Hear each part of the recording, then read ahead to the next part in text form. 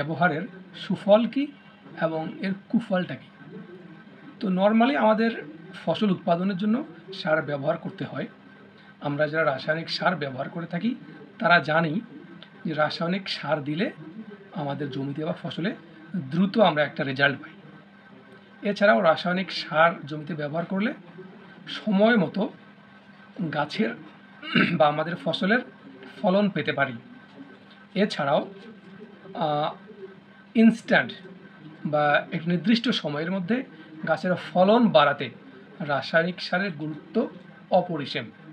এই পর্যায়ে আমরা জানব যে রাসায়নিক সার ব্যবহারের কুফলটা কী।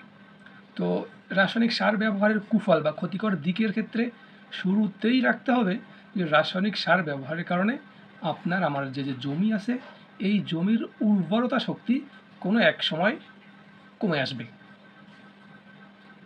দ্বিতীয়ত, রাসায়নিক সার ব্যবহারে আমাদের পরিবেশের উপাদান যেমন মাটি, বাতাস কিংবা পানি দূষিত হয়ে যাচ্ছে।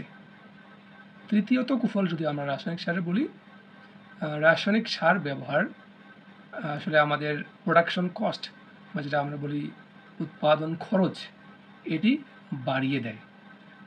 চতুর্থত, রাসায়নিক সার ব্যবহারের ফলে আমরা যেসব ফসল খেয়ে থাকি সকল ফসলই আমাদের স্বাস্থ্যের জন্য ঝুঁকি বাড়িয়ে দেয়, যার ফলে আমরা বিভিন্ন ধরনের রোগে প্রতিনিয়তই আক্রান্ত হচ্ছি। এমনকি নতুন নতুন রোগের আবির্ভাব দেখা যাচ্ছে রাসায়নিক সার এবং রাসায়নিক কীটনাশক। সম্মানিত দর্শক, এই পর্যায়ে আমরা জানব জৈব সার আমরা কেন ব্যবহার করব। রাসায়নিক সারের ব্যবহার কমিয়ে আমরা জৈব সারের দিকে কেন যাব। তো এই ব্যাপারটি বুঝতে হলে আপনাদেরকে শুরুতেই বুঝতে হবে যে জৈব পদার্থ জিনিসটা কী। তো আমি যদি একটু বলে থাকি আপনাদের, আমরা যেটা আমাদের মাটি আছে, অ্যাকচুয়ালি মাটির একটা গঠন আছে বা মাটির একটা উপাদান আছে। নর্মালি আমরা বলে থাকি মাটির উপাদান মূলত চারটেই: বাতাস, পানি, জৈব পদার্থ, অজৈব পদার্থ।